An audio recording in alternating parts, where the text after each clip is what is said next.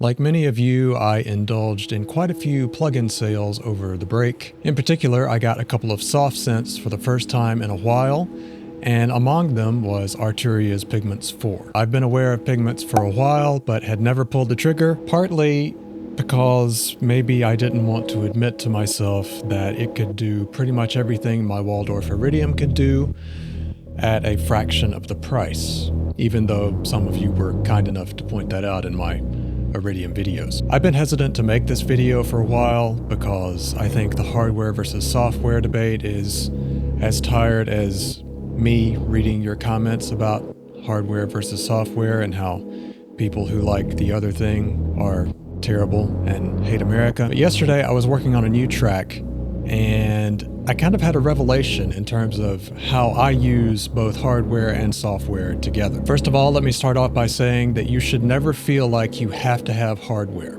Just because you see me and other YouTubers and artists using hardware, I didn't start out with any hardware. I started off with a computer and some plugins, and that was it.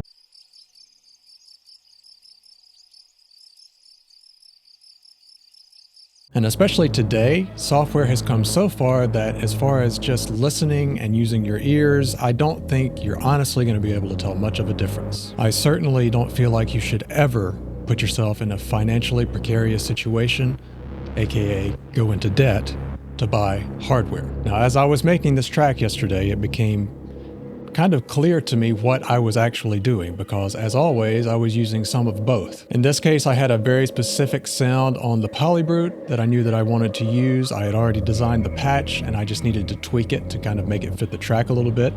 And that was kind of the foundation for the track.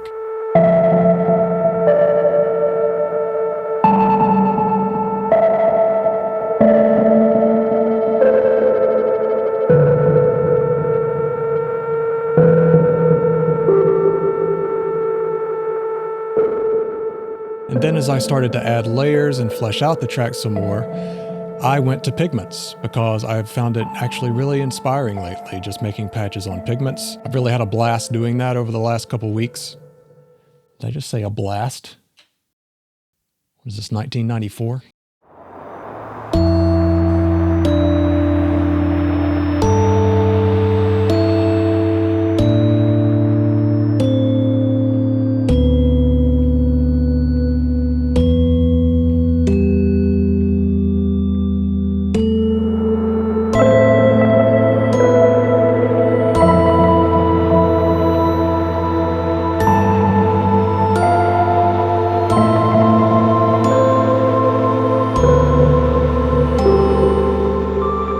Rather than going to the Iridium, which I had set up for a video actually at the time, I kind of had an idea of a sound that I wanted to create on the Iridium, but I already had Pigments right there in front of me and I didn't have to break my creativity workflow to go and set up the Iridium to record. And that is one of the real advantages of software in my opinion.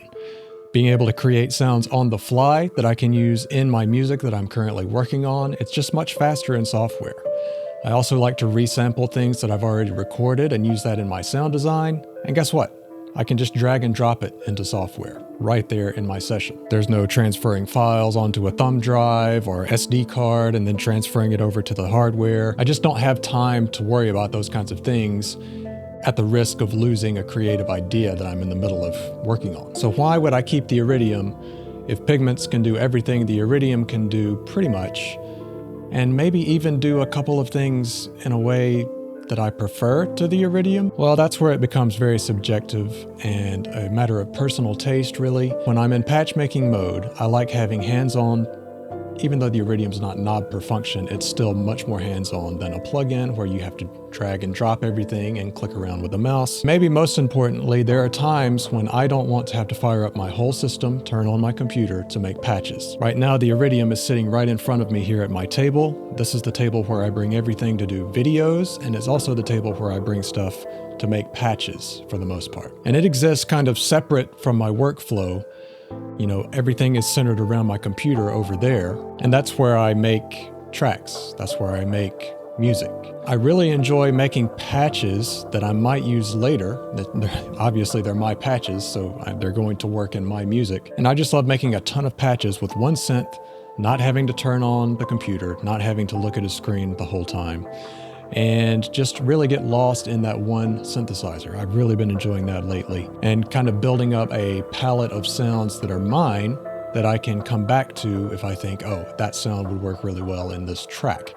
Or, as often happens, a patch will kind of kick off an idea for a track, and I'll build things around that, like I did with the Polybrute patch that I had made the other day. I think ideally you would use both because both of them have different strengths and weaknesses. What I don't really understand is the tribalism that kind of has grown to surround hardware versus software, because these are not mutually exclusive things. They can work in conjunction with one another really well. And if you can only afford the software, there's no shame in that, because guess what? Every one of us who has a bunch of hardware didn't have any hardware at one point in time, and you can make just as good of music as any of us if you get really good at making patches in software. Sound design is sound design, and it doesn't really matter whether you're using a mouse and a keyboard or a hardware synth to do it. If you'd like to learn more about the basics of sound design and synthesis, I do have a free 20-minute workshop that exists outside of this YouTube algorithmic machine that we all have to feed, and that just kind of allows me to take my time. It's absolutely free,